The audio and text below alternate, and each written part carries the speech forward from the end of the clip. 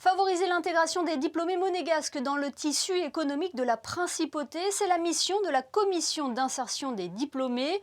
Le rôle de cette commission n'a jamais été aussi important qu'aujourd'hui. Comment poursuit-elle ses missions? Comment garder le lien avec les diplômés et les soutenir dans leur démarche de stage par exemple ou de demande en alternance? C'est ce que nous avons voulu savoir ce soir. Bonsoir Muriel Bubio. Bonsoir Émilie. Comment parvenez-vous à maintenir vos missions pendant cette période si particulière? Eh bien, non seulement nous arrivons à les maintenir, mais elles ont subi une très forte augmentation en 2020 du fait justement de l'incertitude de ces jeunes quant à la préparation de leur avenir. Et comment vous les épaulez alors? Est-ce qu'ils sont inquiets? Et c'est ça le souci, ils sont particulièrement inquiets, ils se posent des questions sur la nature des parcours qu'ils sont en train de suivre, est-ce qu'ils vont pouvoir trouver de l'emploi, mais la très grande majorité des inquiétudes concernent les stages et l'alternance.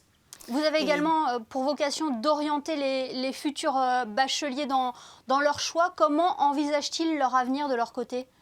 Alors, les jeunes bacheliers s'inquiètent à l'heure actuelle beaucoup plus des process, j'allais dire, liés au post-bac, quelle école ils vont pouvoir choisir. Ils vont passer le nouveau bac. Et du coup, nous, notre rôle au niveau de la commission d'insertion des diplômés est de faire en sorte qu'ils fassent les bons choix par rapport au secteur porteur d'emploi en principauté. Alors, quels sont les secteurs porteurs d'emploi en principauté?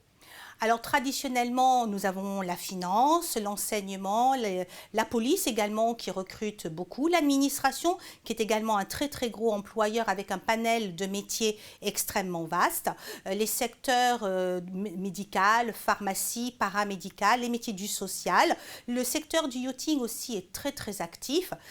Par contre, un secteur qui a beaucoup subi de contre-coup de cette crise sanitaire, c'est tout ce qui est lié à l'hôtellerie, au tourisme, à l'événementiel et qui donc a frappé de plein fouet ces lycéens du secteur, j'allais dire, de l'hôtellerie, mais également les diplômés d'écoles de management hôtelier, qu'ils soient de grandes écoles comme l'école de Lausanne ou d'autres écoles un petit peu moins réputées.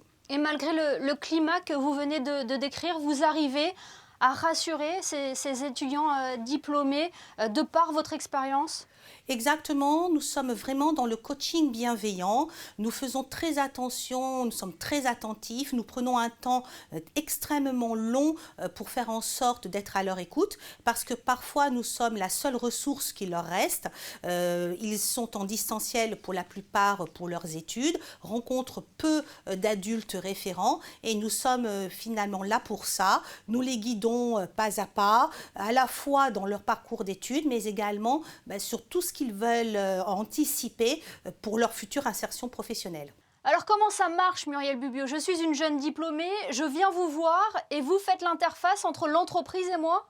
C'est exactement ça, je suis l'interface, c'est le mot tout à fait adapté entre ces deux univers-là. L'objectif étant que l'entreprise connaisse le jeune et ses codes et que le jeune connaisse également les codes de l'entreprise. C'est le lien, c'est le chaînon manquant, j'allais dire, entre les deux univers.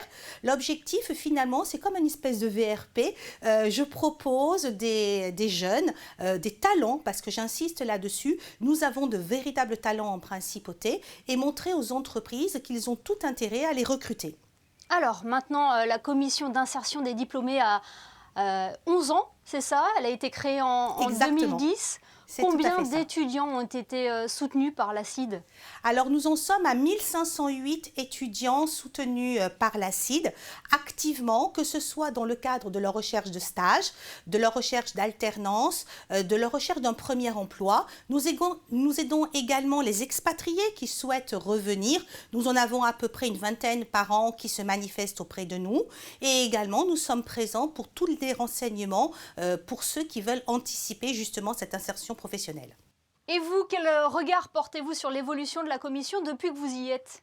Je suis extrêmement enthousiaste d'un côté parce qu'elle est devenue, j'allais dire, incontournable. Et puis en même temps, avec les chiffres que nous avons eus en 2020, cette augmentation énorme, nous sommes à plus de 40% de jeunes suivis sur cette année-là.